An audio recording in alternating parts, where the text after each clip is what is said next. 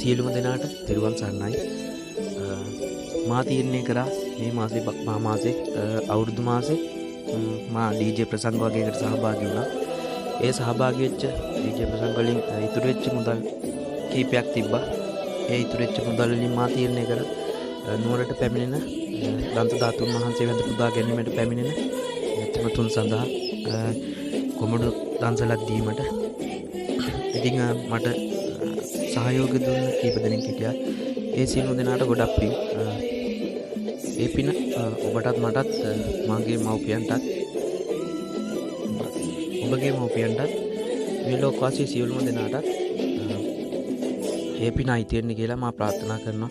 ඔබ සියලුම දෙනාට තිරුවන් සරණයි.